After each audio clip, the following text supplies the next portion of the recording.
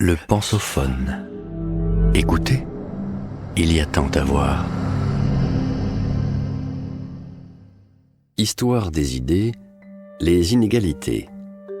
Par Sophie Doudet, professeure de culture générale à Sciences Po Aix.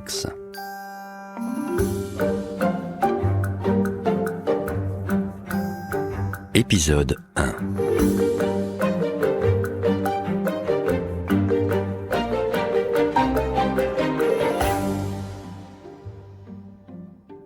Printemps 1789.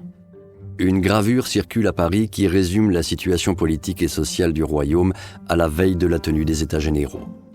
On y voit un modeste membre du tiers-état qui porte, confortablement juché sur ses épaules, un noble hilare et un prêtre fort replet. Le message est clair. Le peuple laborieux ploie sous la charge des nantis, qui se sont seulement donné la peine de naître. La nuit du 4 août, les privilèges sont abolis et c'est la fin de l'Ancien Régime. Désormais, on clame au monde entier que les hommes naissent et demeurent libres et égaux en droit. Dans la presse, on peut alors découvrir une autre gravure. Un homme du peuple, un aristocrate et un prêtre s'apprêtent, une cuillère à la main, à partager un même œuf à la coque. On se prend à rêver d'égalité parfaite et réelle. Olympe de Gouges s'imagine parler au nom de toutes les femmes à l'Assemblée nationale et dans les îles, les esclaves espèrent leur affranchissement. Il leur faudra pourtant être patients. Automne 2008. La crise des subprimes plonge dans la tourmente l'économie mondiale et met à la rue 8 millions de familles américaines.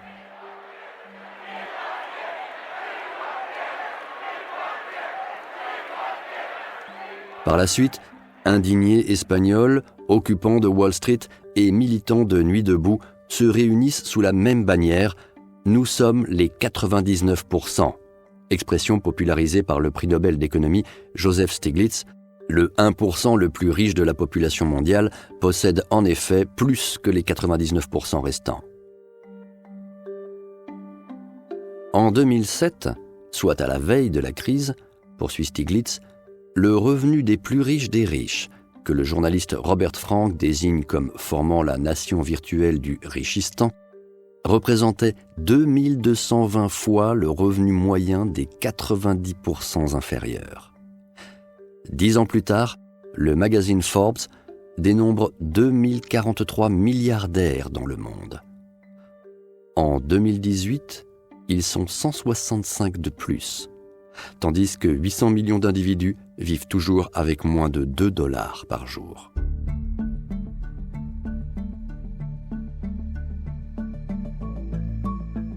Qui considère ici ces inégalités criantes les relie intuitivement à la notion d'injustice.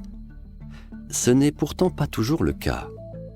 La Déclaration des droits de l'homme et du citoyen, citée plus haut, prend ainsi le soin de préciser qu'une distinction entre les individus peut se fonder sur l'utilité publique, ce qui revient à séparer l'inégalité de la différence.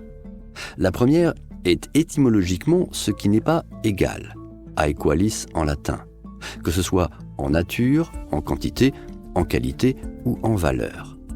Elle croise ici le concept de justice. Alors que ce qui est juste est droit, équilibré et conforme à une norme, ce qui est inégal est souvent disproportionné, déséquilibré et marqué par le manque. L'inégal est bancal et dessine en creux l'idéal brisé d'une règle ou d'un ordre. C'est ce fossé intolérable parce que jugé excessif entre les riches et les pauvres. C'est la différence injustifiée entre les sexes, les âges ou les origines.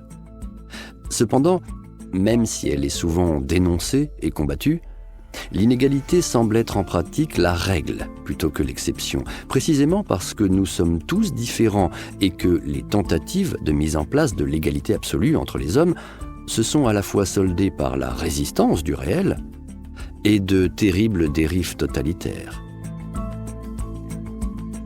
Même la justice légitime l'inégalité quand elle cherche non plus à donner à chacun la même chose, justice arithmétique qui vise l'égalité, mais à chacun ce qu'il mérite, justice proportionnelle ou distributive qui vise l'équité. En corollaire, il y aurait deux sortes d'inégalités. Celles qui sont contestables parce qu'elles nient l'égalité fondamentale entre les individus et empêchent leur libre épanouissement, et celles acceptables, voire justifiables, puisqu'elles viennent rééquilibrer une situation injuste ou bien permettent à chaque individu, par une dynamique concurrentielle, de continuer à progresser et à rechercher le meilleur pour lui-même. Mais dès lors, où fixer le seuil de tolérance des inégalités ? Et comment les définir, puisqu'elles semblent varier d'une personne, d'une époque ou d'une situation à une autre ? Les variables d'âge, de sexe, de vulnérabilité, d'origine sociale doivent en effet être prises en compte pour chaque individu afin de peser les inégalités qui le concernent et ensuite espérer les réduire. La question de l'accès concret aux biens et aux services semble dès lors cruciale.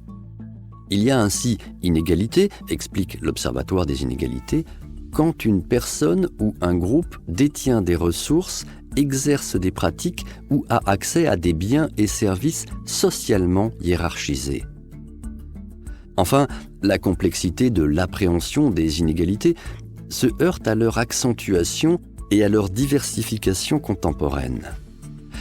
Le rapport sur les inégalités mondiales 2018, rendu par 5 économistes de renom, Facundo Alvaredo, Lucas Chancel, Thomas Piketty, Emmanuel Saez et Gabriel Zucman, est ainsi sans appel.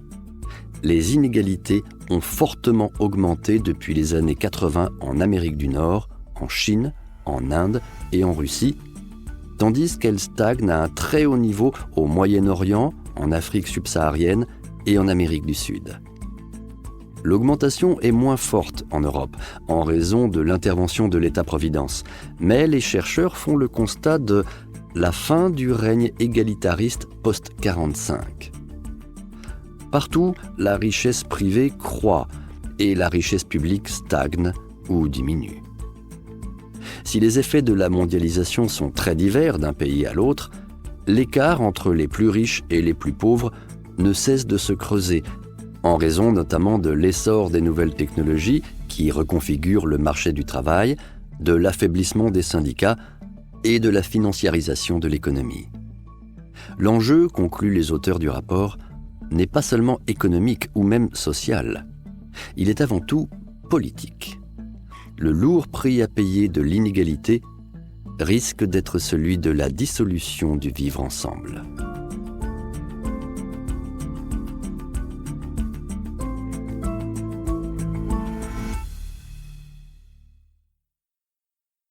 Vous venez d'écouter le premier épisode de cette série. Retrouvez-en l'intégralité sur lepensophone.fr.